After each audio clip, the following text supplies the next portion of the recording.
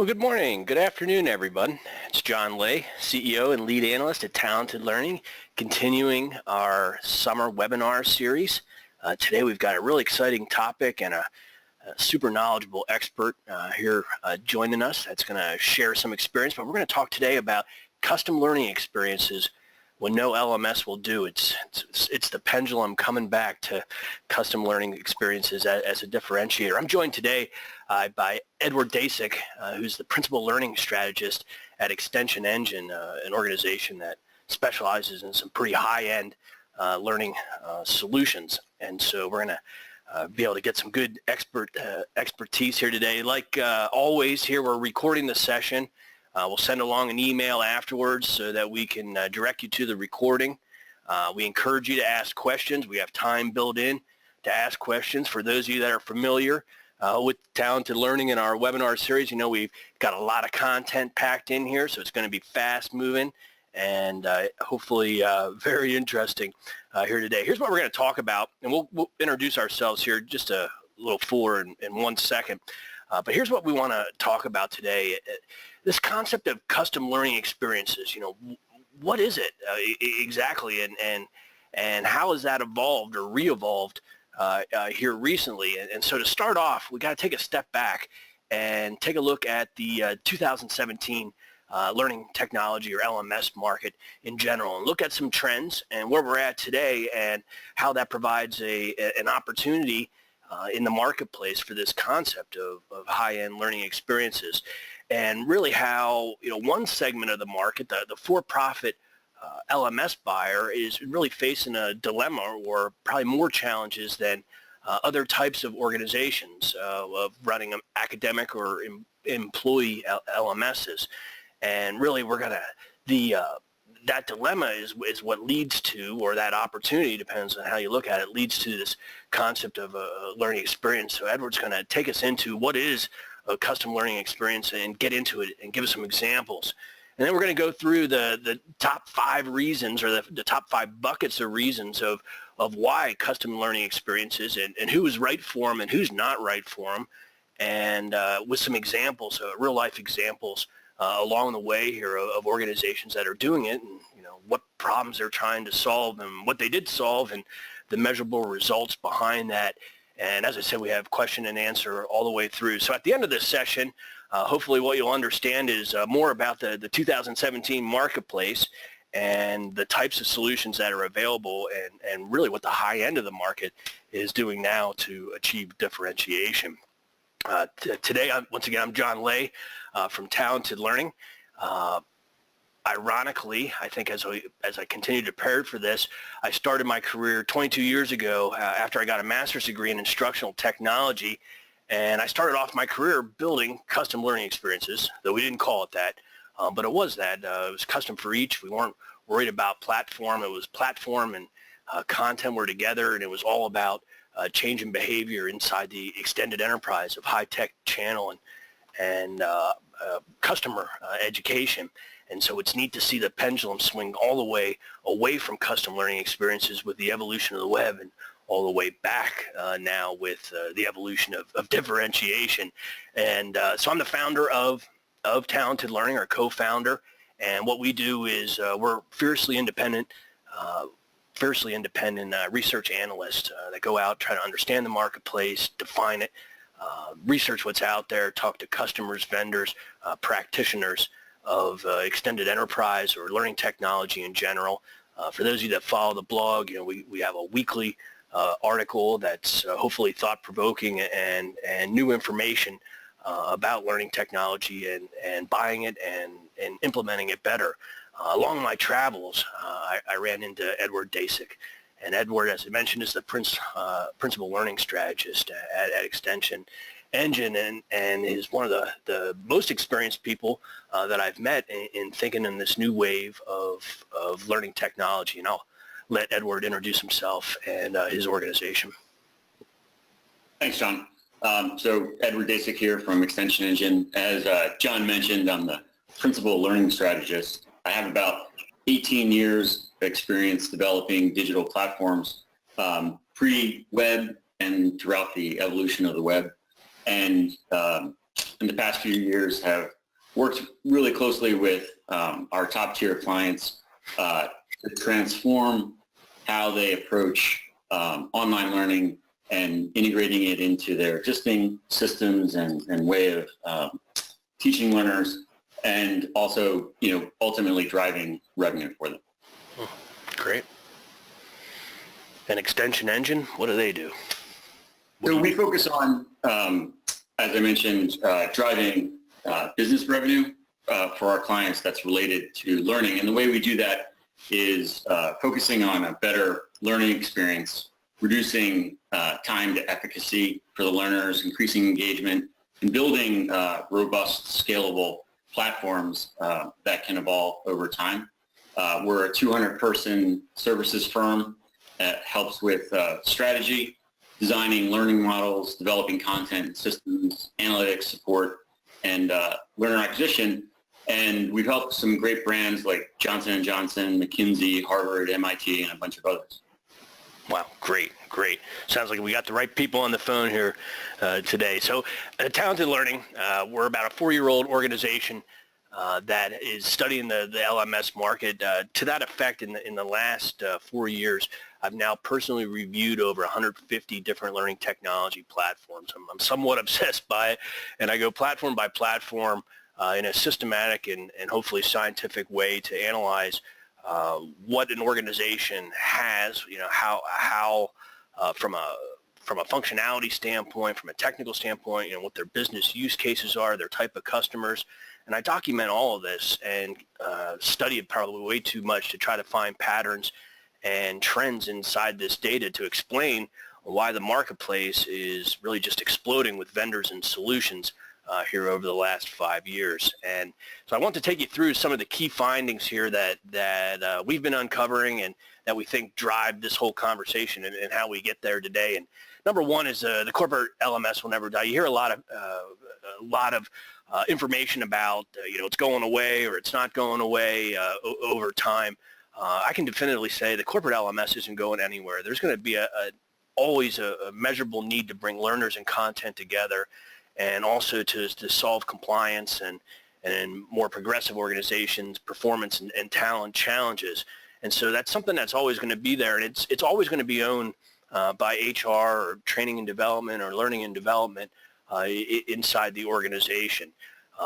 But what's also interesting is that in all of large corporate America or the large corporate global organizations, the LMS is part of a broader suite of HR and talent products. And so Saba and SumTotal and Cornerstone and SAP and Workday all have LMSs that are integrated deeper into other systems that they provide that are proprietary. And what this does is it really makes it impossible to replace, in a lot of cases, replace the LMS because it's part of this broader ecosystem. And so these LMSs are in the organizations to stay. And that drives both limitations and, as we'll talk about today, opportunities for the side of the organizations that want to sell content, if indeed an organization has that. But these corporate LMSs, they're based on compliance and talent. They're not based on user experience or user design, and they're not designed to sell content. And that's an important note here that's going to drive through today. But what happened in the last 10 years? So those systems have been around forever. Well over a decade, some of them over 2 decades, the ones that I mentioned. But in the last 7 or 8 years, cloud technology has evolved, and that cloud technology allowed new vendors to enter into the marketplace and provide smaller solutions. So solutions that were designed to do one thing or another well, but not designed to do everything kind of well, which is kind of where the big, large, bulky providers went. And so lots of solutions flooded the marketplace because of this that all specialize in different areas. But some of the common themes is that they're in the cloud, they're easy to set up, the costs are predictable, they're made for integration. This is learning technology and other cloud technologies. And because you pay as you go in cloud technology, there's an emphasis on customer success. And what that's led to in the marketplace, the learning technology marketplace, is this diverse ecosystem of specialization based on business value. Organizations are trying to become the best in a niche market and competing on a variety of levels of functional and technical and what professional services and support services that they offer organization. And but what's happened is because of all these organizations coming with, from a cloud-based standpoint, there's been somewhat of a de-emphasis on professional services, creating an opportunity for organizations that provide learning technology and business services. But all these companies now have swung the industry from about 20 or 25 viable vendors a decade ago to now over 700 different learning providers of every size, shape, and form. And in our analysis, what we did is we tried to group these vendors by what are their target applications. And now you'll find many of these vendors that say, they're good for everything, and that's a dead-on indication that they're a pure generalist that's probably okay at a lot of things, but not really great at anything. But most of the vendors seem to categorize into one of these 4 different areas. Now, they're all LMSs, and they all track learners and content and the interrelationship between the two, and they share some common, functionality across all these different systems. But each one of these 4 groups, the corporate, academic, the commercial, for-profit training, and association member-based training, each has their individual functionality, integrations, required professional services from the vendors that make it different than the other ones. And so at Talented Learning, we're research analysts, but we generally make our living by helping organizations define and shortlist and buy learning technology.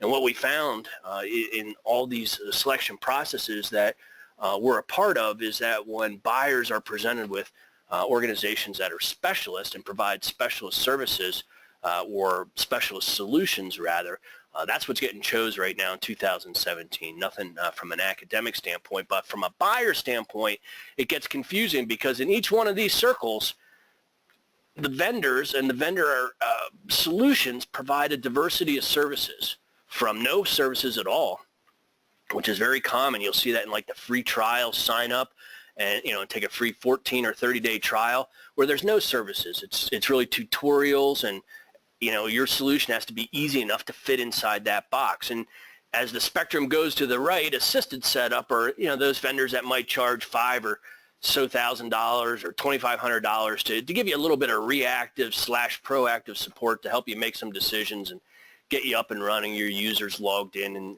starting to build or upload some of your content.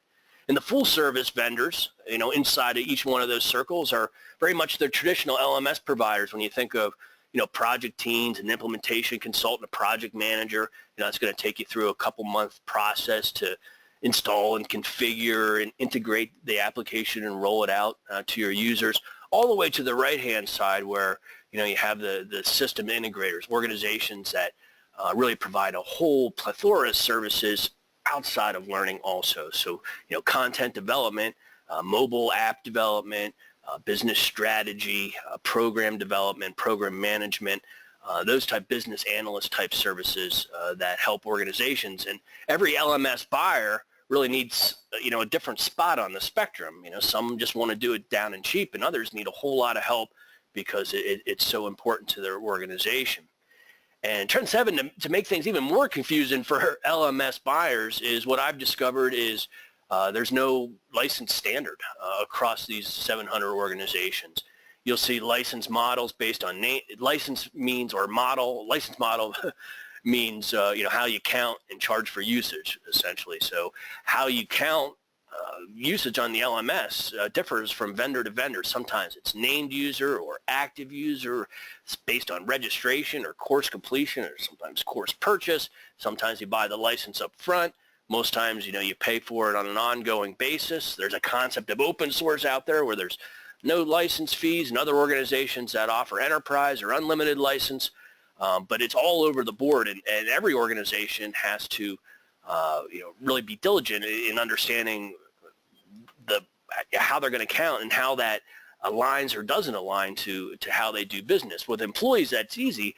With training or for-profit or revenue-generating training, That's not so easy because, you may sell it, organization may sell it based on subscription or based on, certification or based on an ongoing or a one-time basis. So depending on how the training company is organized, the license model or license model misalignment, becomes a real big issue. But one thing that's common across a lot of or most license model is the more users you have, the higher costs. And this is really important from a revenue generation standpoint because in a relatively small training organization that has 100 or 200 employees perhaps, may service 500,000, a million different potential learners in their learner base. And employee systems aren't really like that. And, if you have 200 employees, you need a 200 employee license.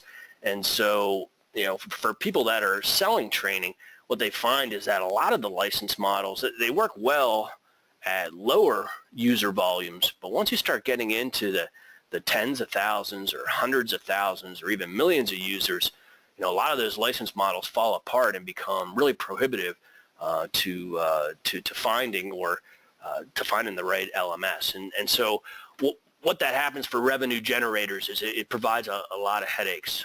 It's because LMS or for-profit or revenue generators with training revenue generators, they need a different platform than an HR. They need something that is consumer based and is modern and is designed to attract and get somebody to open their wallet. They also need to really think hard about how much money they invest in platform versus content versus marketing.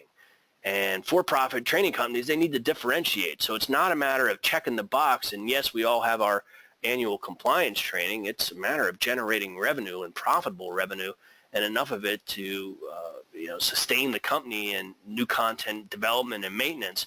And so failure means a lot of bad things, from going out of business to not being profitable. And so in addition, because training providers of all different flavors, from academic to for-profit, those in associations, all have the same problem, is because they either had two choices 10 years ago, which is to try to make an employee LMS work for their non-employee type situation, which a lot of organizations went through. But the other thing they could try to do is build their own or use open source. And so what happens is that each of the training organizations that we run into at Talented Learning has a completely different ecosystem of systems that the learning or the content is snapped into, from CRM to proctoring, live proctoring, remote proctoring, different social systems, distribution and fulfillment. And so to find an out of the box that just snaps into that in a lot of cases is challenging. Finally, what you'll find is a lot of training companies have one or two core programs that they sell. They're not trying to be content aggregators. They have a certification or a training program. And so, they have a lot of users that take the same program, where a lot of HR LMSs, for example, have employees with a lot of different segments and groups and departments that are all taking different content. And so there's a lot more complexity from that standpoint of managing different audiences and different content libraries than is required for training companies, resulting in some higher costs. And so where all that leads is this decision that the for-profit training organizations, either part of other bigger organizations or standalone, or even onesie and twosie out of your garage, all have the same decision: is do we buy something or just deploy something that's available commercially, which there's a lot, there's 700, or do we build something for a competitive advantage or to meet our ecosystem? And so, that's a big decision. So let's take one step back quick. Why would you buy a traditional, why would you use traditional learning experiences, using, traditional authoring tools and LMSs? You would use that if it's an employee system and it's compliance focused. If somebody mandatory has to take your training, you don't need to spend double or triple or quadruple on making sure that experience is nice. It's more like, take this training and you're fired is a whole different concept than that voluntary aspect. And another big reason is if cost is a factor. A lot of LMS buyers are just trying to squeeze it through the budget door, And, they got to start off, in the box. They don't have time to worry about differentiation. And not only that, because they're on their first or second LMS and it is employee based, you probably find what you want commercially. So if you can find what you want commercially and it meets that need, and the vendor provides that appropriate, on that spectrum of services, they provide the right level of what you're expecting, and most likely you're developing off-the-shelf or deploying off-the-shelf compliance or content that you get from other sources, and that's more important, than the learner experience. Then traditional learning systems make a lot of sense, and that's why there's 700 of them. They've been exploding because to make them more efficient.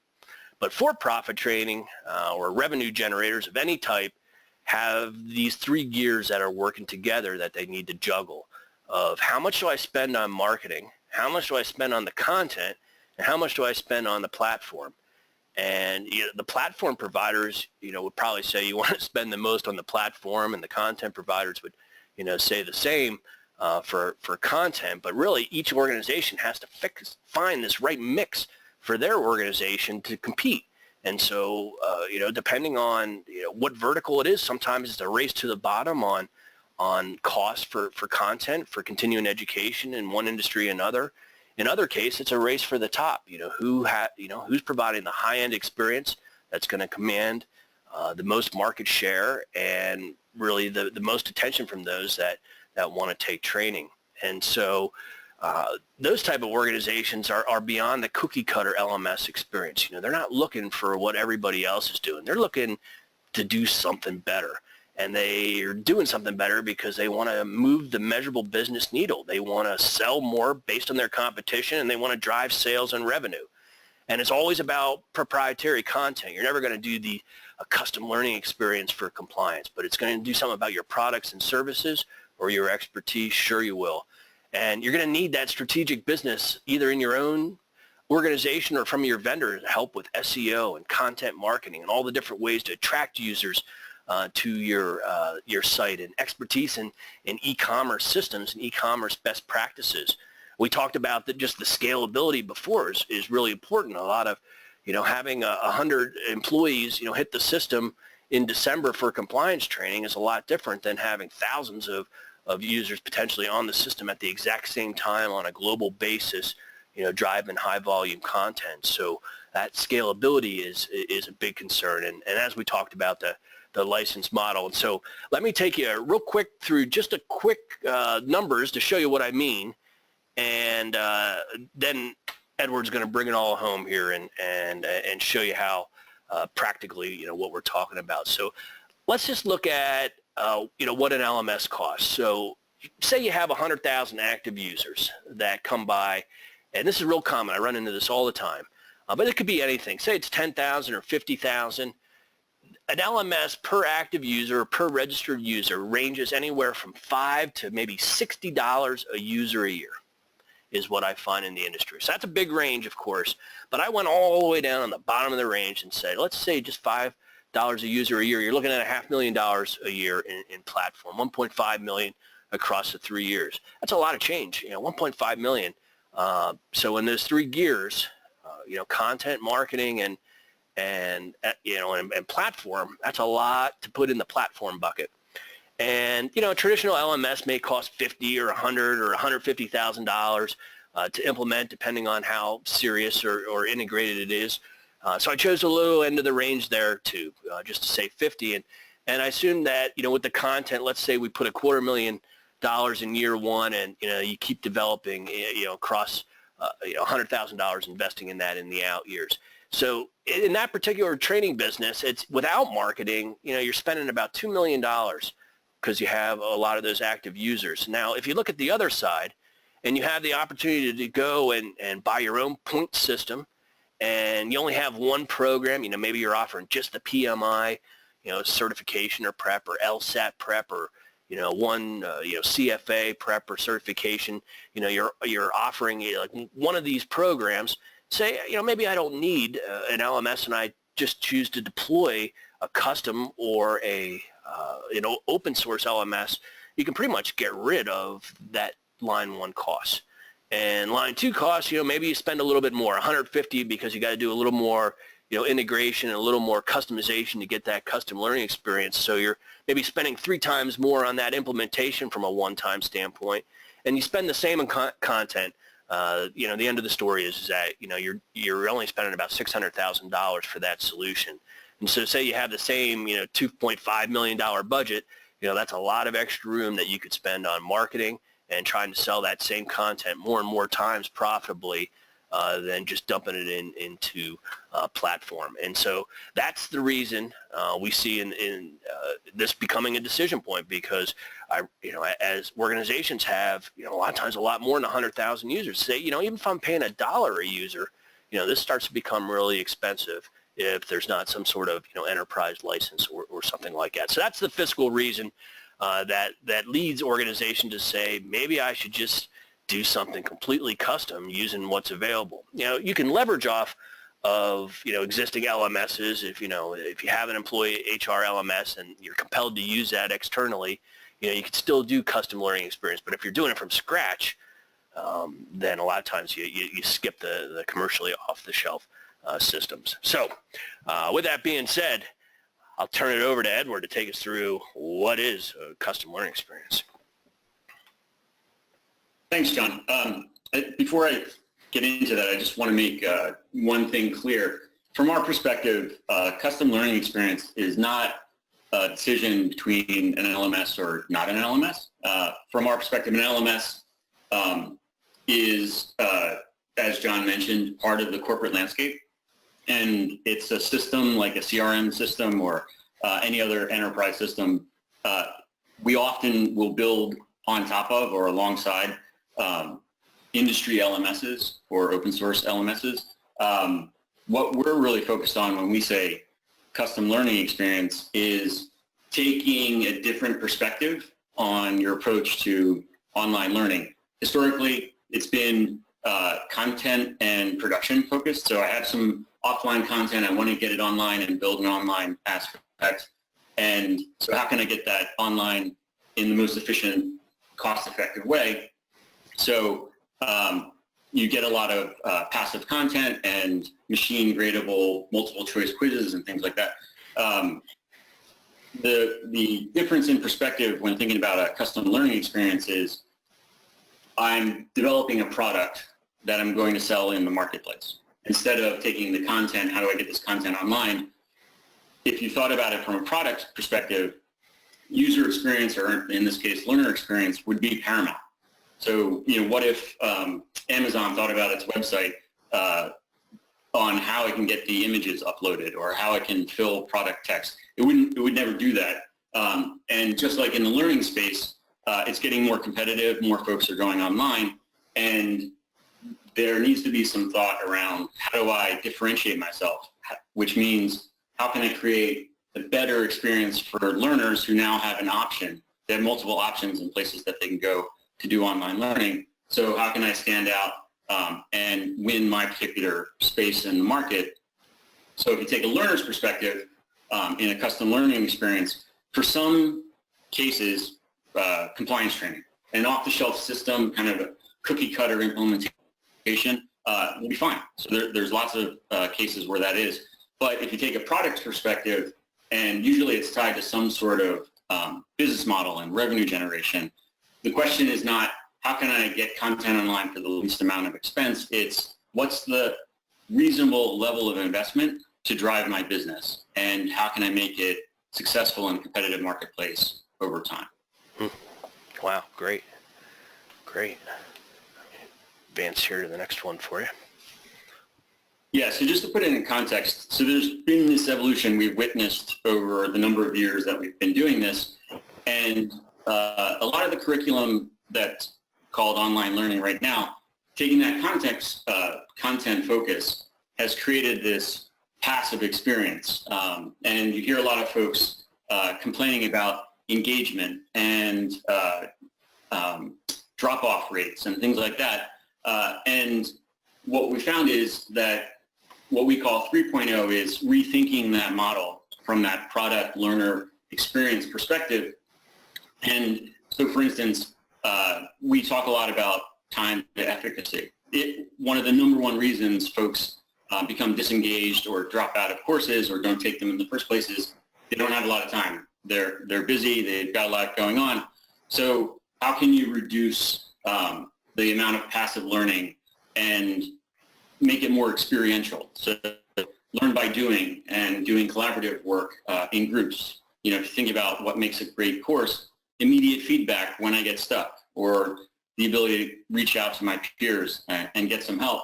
And then also, you know, as making the learning experience as close as possible to, you know, what they're actually going to need it for in the real world, so you get that experiential efficacy coming out of the course. That's what we mean by custom learning in 3.0. Mm-hmm. Mm-hmm. And that, do you see, just anecdotally, you know, what kind of feedback do you hear from learners on that? Are you tracking the feedback of what they say when they get to participate in something that's so focused like that? Yeah. I mean, in the programs that we've launched for our clients, overwhelming majority is very positive. And I think the reason for that is, for a lot of folks, there's not much in the way of alternatives when it comes to online learning. So you go to these, you know, online course sites, and they're all basically formatted the same. So learners don't really know that there are other options out there, which is a better experience and more interactive. And so when they see, oh, it can actually be enjoyable and fun and efficient to go through this, you know, they're surprised and pleased. Yeah, probably grateful too, I'd imagine. Yeah. All right. Common business cases, Edward.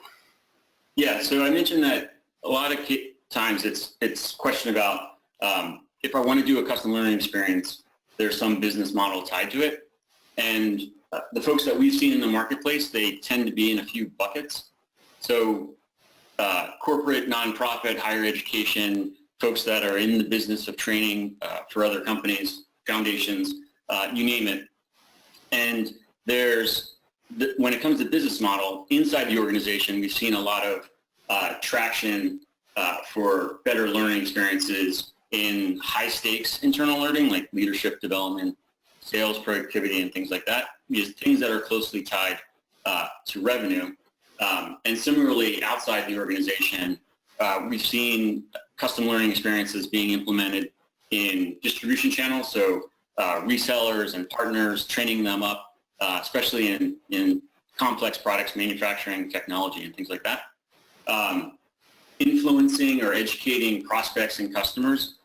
We've seen a lot of activity, again, especially where there's a complex product that needs to be onboarded. You think cloud-based ERP systems or airplane manufacturers, things like that, where there's a learning curve that you need to get your customers in so that they're successful and they keep buying from you. So that's another one. And then a clear one is folks that are in the business of training. Obviously, their entire business model rests on their ability to compete against other training companies and create that differentiated experience for learners. Mm-hmm. Mm-hmm. And is there any trends in your business or what you see in any one of these taking off more, better, faster than the others, or kind of equal growth across these groups? I think there's equal growth across the groups. Obviously, the training businesses are more motivated, closer to the metal in terms of revenue. So it's a business imperative that they get this right. Mm-hmm. So they're probably one of the groups that's moving the fastest.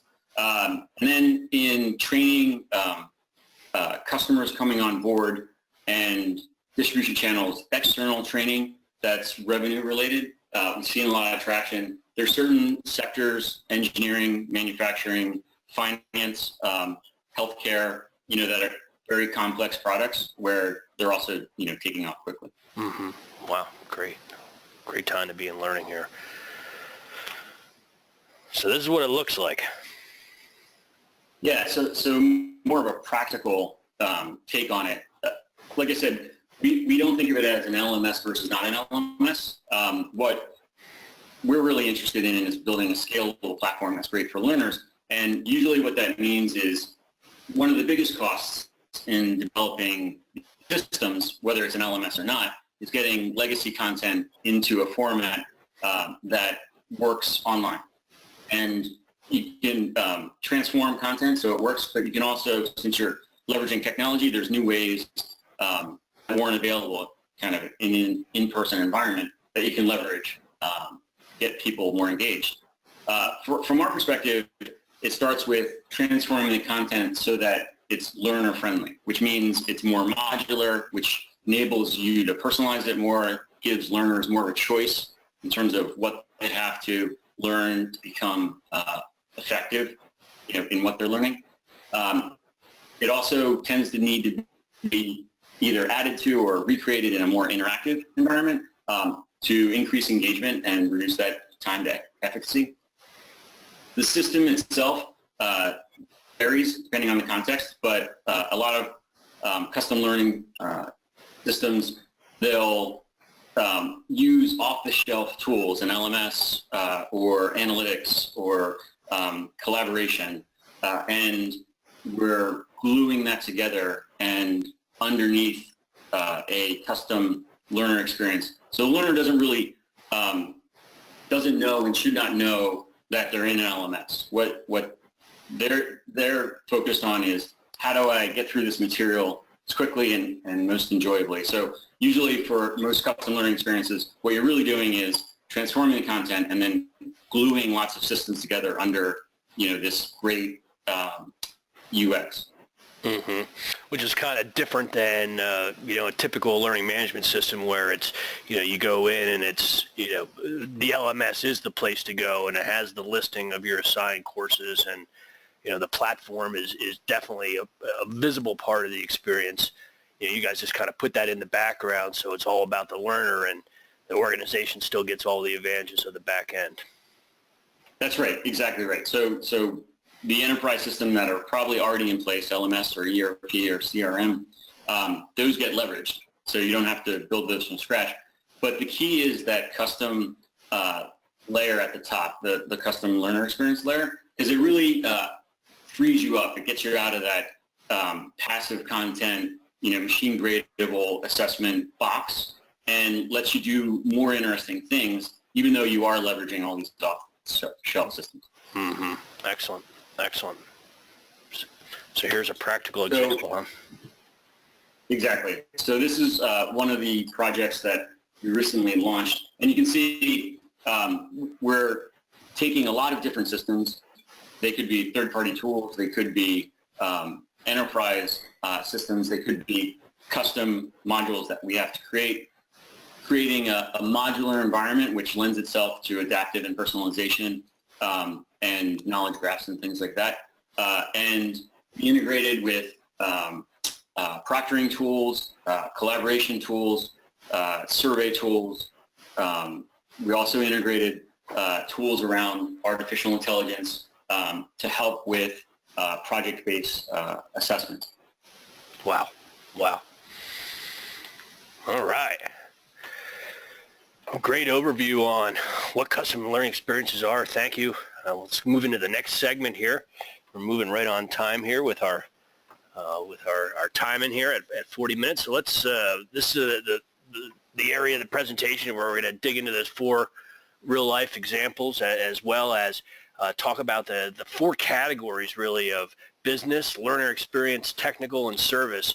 The 4 categories of challenges or opportunities, depending on how you look at it, of custom learning experiences. And so we'll look at first the challenges and the opportunities, and then what happens from a real life standpoint. So to summarize, for those of you that follow Talented Learning, you'll see that we constantly look at challenges through these 4 different lenses, because whether you're looking for a custom learning experience or a global LMS or maybe a compliance LMS or a skill and social LMS or traditional learning experiences, each one of these categories, if you ask the right questions, you have a better chance of sorting through the noise of the industry and finding those that specialize in what you want to do. So the business challenges around custom learning experiences is really that it's high stakes. And that's the difference. It's the difference between being a profit center and being a cost center. When it's mandatory that you achieve differentiation, that you drive revenue, that you drive complementary revenue. When failure isn't an option, that's the biggest business challenge of really putting your money into that experience to achieve that differentiation. And a few years ago, just having a course online and being able to put a price in a shopping cart and a checkout was sufficient because it was unique and it was innovative. But right now, you name a topic, any topic. This is what I spend my life here researching. It could be any topic. And there is a whole range of training providers or training content available for that particular topic. And so, now differentiation is hard, especially with traditional tools. What do you think, Edward, on this list or outside, should be on this list from a business challenge? Yeah, I think one of the key business challenges that folks are finding in the marketplace is historically a lot of them are coming from an in-person training environment. And that means a couple things. One is they're coming to realization that it's a digital product, not just a copy of what they were doing offline, which means that they need to get comfortable with the digital tools that their learners are used to. So their learners are using Facebook and LinkedIn and Amazon and Netflix, and so they're used to a certain type of web experience that is different from and broader, more complex than an in-person classroom. So I think that's a business challenge, is how do you take your business and migrate it online in this effective way?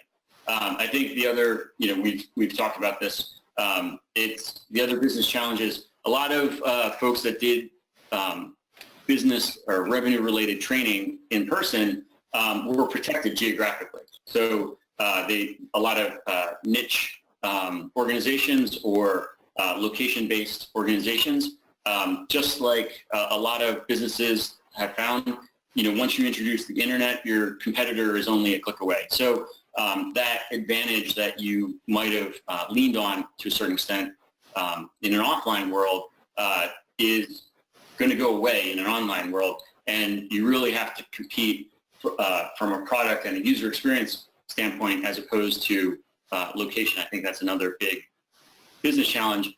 Pricing and what's the business model is also, so a lot of organizations are doing this to reach scale, as you'd expect with the internet. So questions around how much should you invest? What are the different online revenue models that you have to choose from? How do you do pricing? How do you do maximize customer value over time and things like that? Mm-hmm, mm-hmm.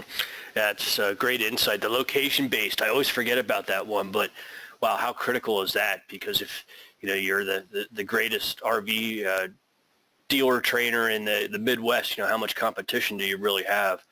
But then open it up and now you're right, it's just everywhere.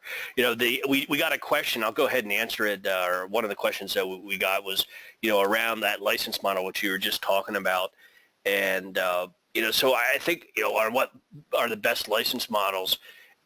There is no best license model.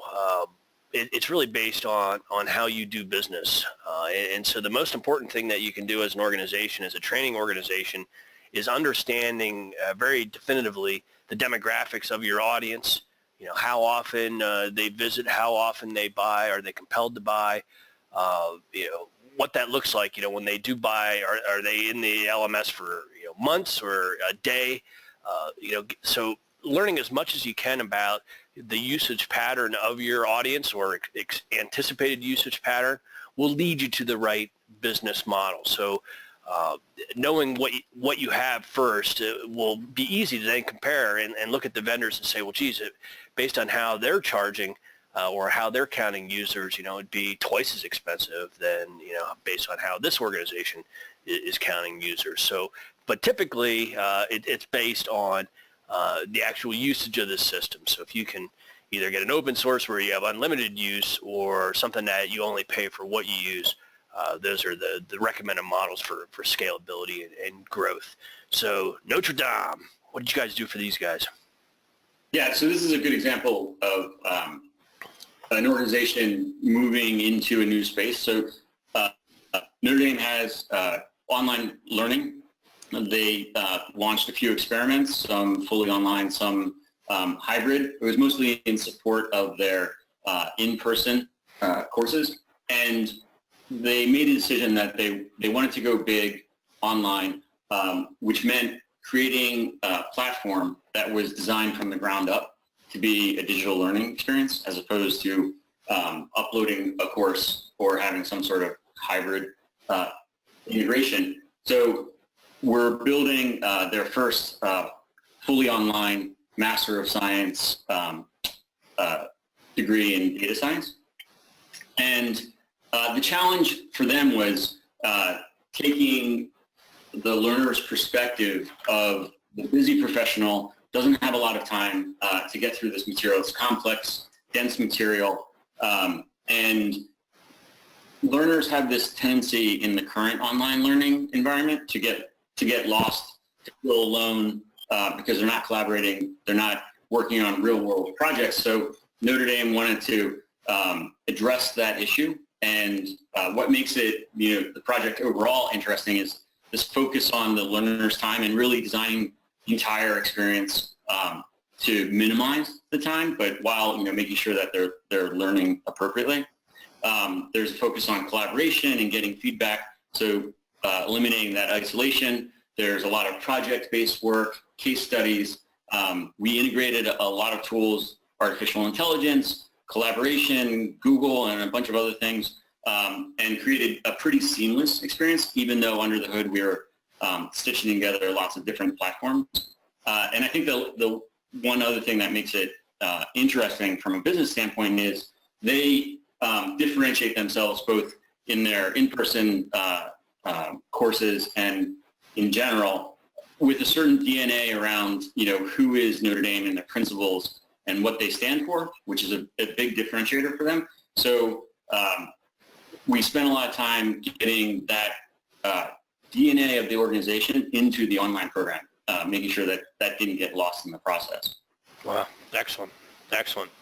So to continue on in that, great story, to continue on in that learning experience, we've been, discussing this today, but it's that blending of the content and the platform so that you don't even know where the platform is, and that everything, just like in Notre Dame example, everything's centered around the user and their experience to save time, get to efficacy quicker, collaborate not only with their teacher but with their peers, work offline and have that integrated experience among all the different applications that we talked about. You got another couple good stories of, that are focused right down that learner experience vein. Why don't you share them, please? Sure. So learner experience, a lot of folks, if you say, let's create a better learner experience, most people will agree with that. The question becomes, how do you do that? And when you look across the landscape, if you Google some online courses, there's been this progression to video, and the front of the curve, folks who are really, at the front, they've started using collaboration, so small cohorts that can work together, project-based work, using tools like SMS nudges or gamification in a non gamey way, that actually drives learner behavior. That experience is really hard for certain firms to figure out, just in a digital environment, exactly what does that mean. So that's something that they have to, one of the challenges, they have to get through. Mm-hmm. And so case study, McKinsey, if you go back So McKinsey, for example, we helped them build their dashboard, Learner Dashboard. And Learner Dashboard is actually one of those critical components that drives learner experience. So if you think about, from a learner's perspective, what's important to me, it's not just a list of materials, that you need to get through. going beyond that, which McKinsey has done, progression. How am I doing? What's next that has to get done? Being integrated with messaging tools so that I can see activity on the platform that's relevant to me and things like that. So I think that's a good example of and making, addressing that first critical experience that the learner has. Mm-hmm. Mm-hmm. And how about the Life is Good Kids Foundation? Yeah, so this is a great organization. They help folks who work with traumatized children, and the learner experience that a lot of folks have trouble with is, what if your special sauce is people-based? The excitement of your organization in an in-person environment, the back and forth that you get in in-person, it's far removed from self-service passive learning. So how do we get that really engaging in-person experience online? So that was a challenge, or is a challenge for Life is Good. And they also have this brand, that they need to uphold. So they can't just, roll out a PowerPoint and call it a day. So that project, I think we're going to do some really cool things around getting folks to internalize the mission and the tools that Life is Good is doing. And so a lot of group collaboration, journaling and reflection, and getting the excitement of the instructors online is part of that. Mm-hmm. Mm-hmm. Yeah, taking the best of face-to-face and bringing it into the learner experience, which is something that really the industry's been clamoring for a long time, or saying wasn't possible. It looks like it's getting closer to possible, huh? Okay, technical challenges. So we talked a lot about this today, but it's the integration. You hear Edward talk about all these different systems and collaboration and things that are working on the back end.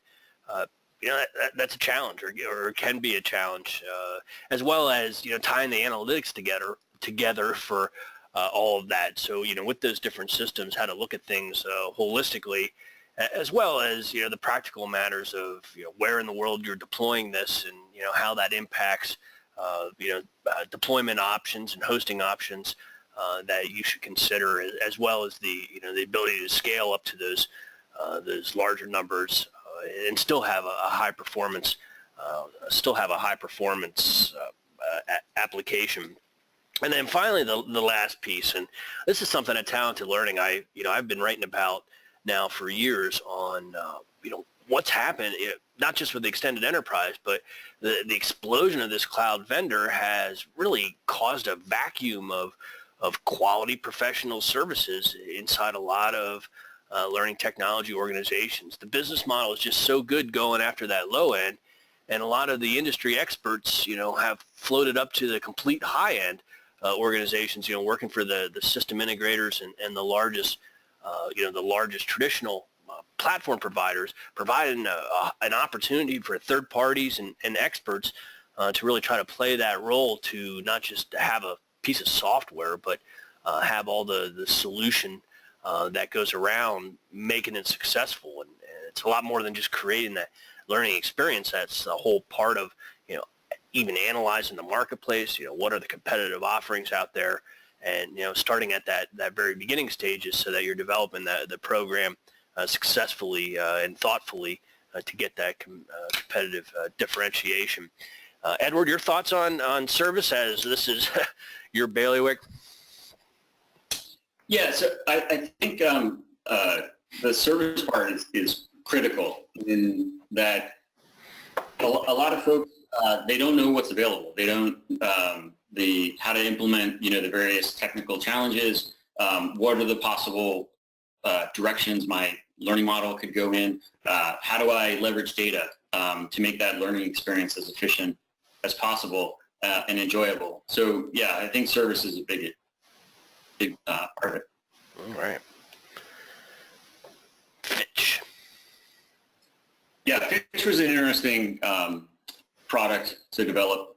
There, the challenge was that it's a core business CFA prep for them, and they wanted to move this 300-hour learning program online, but it hits all of the 4 business challenges. They wanted to differentiate themselves in the marketplace and not just approach it in the standard way.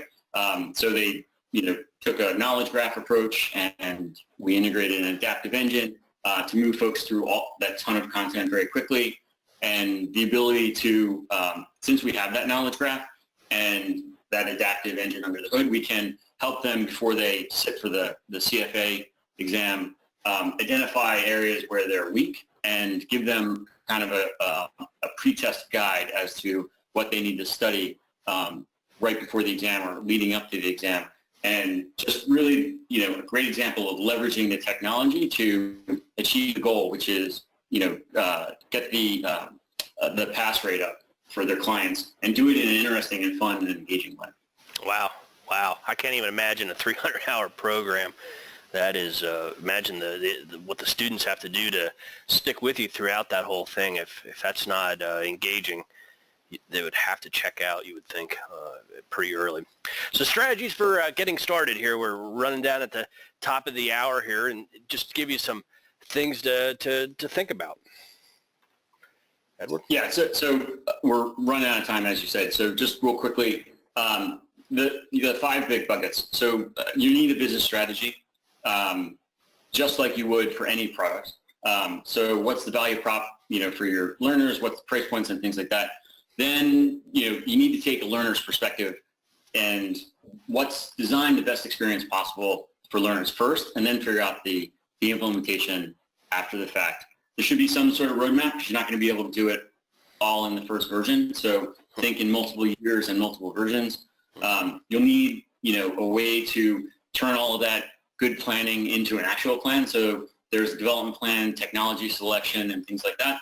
And then something that we're really big on is, being on the internet means using data to your advantage. So the best leading firms are making good use of data to get learners through, keep them engaged, and ultimately make their business model successful. And to be successful, how do you know you're successful? It's probably one of these 3 buckets of either saving money or improving your business processes and customer satisfaction or generating revenue. If an organization isn't thinking about one of these things, I think rarely are they thinking about custom learning experiences. What's your experience, Edward? Yeah, it's putting these 3 things together because no one has unlimited budget. But so defining, what that best product is in the marketplace, and then balancing, I want to grow revenue, but I don't have unlimited budgets to go do that. So how do I balance these 3 things to ultimately succeed? Wow, great. So that wraps us up. We've got a couple questions here we'll come back to here in just a second, and if anybody asks, we'll stay on the line here and make sure that we answer them. But what we hope to do today is to take you through a tour of somewhat history on how we got to this point and the opportunities that exist for organizations now to transition their business from an ILT to an engaging learning experience in a blended environment, and to gain differentiation and to move the business needle in a measurable way inside of their organization. And how all those drivers at that business, functional, technical, and service level are driving new behaviors and new opportunities in the marketplace, new things that you can do to get competitive separation. I think as time goes on, you'll see some of these type of capabilities, or all of them maybe, eventually incorporated into off-the-shelf platforms. But for the time being, there's the opportunity is creating. There is an opportunity to create custom experiences at that higher end to really set the bar high inside the marketplace and designed just for you and just for your learners. So that's pretty exciting. Thanks for staying with us here for the whole hour. Hopefully you found it interesting. You can reach out to either Edward or myself at these email addresses, or on Twitter or LinkedIn. As you see fit, we'll be happy to answer any of your questions going forward. Or if you need any help or want to talk about learning experiences or learning technology, Edward and myself would be glad to lend you a hand here going forward. And so here's a question here, in just the last couple of minutes that we have. Do you find that custom learning experiences work as well on a traditional LMS, or would you recommend setting something up special for those external audiences and not trying to leverage your organization's internal LMS? Any thoughts on that, Edward? It really depends on how far you're deviating from the out-of-the-box experience. There's a point, like any system development, where you start spending more time on customizing and changing the out-of-the-box product, where it would have been more helpful just to start from scratch. Somebody else asked the inevitable practical question: How much does all this stuff cost? I mean, is this? You saw the numbers in my chart there. Is that accurate, or is there a range? Like, what are your thoughts on that? It's probably a loaded question, I imagine. Yeah. So the way I usually answer that question, it depends, but the ranges that we've seen, they vary by business model. So if you're very high price point, you can drive into the market because you have a great brand, you might be willing to spend more. Folks that are just testing out, they tend to be at the lower end. Generally, it ranges from the low six figures to the mid seven figures for folks who have a great brand and are going to market big and trying to build a big business. Wow, great. Well, I think that wraps us up for our time here today. If there's any questions, it's hard to scroll through. But if there's any questions that we didn't get to, we'll follow up separately afterwards. Both Edward and myself here, thank you for investing a whole hour in 2017. That's a lot of time, so hopefully we made the best of it. Edward, thanks very much for coming and sharing your expertise and experience on this topic. It's sure my traditional listeners here were thrilled here to get into some new material and new content to help spur the imagination. So thanks very much. Yeah, it was a pleasure. Great. All right. Have a great day, everybody, and we love to see you here on our next webinar. Have a great day. Thank you.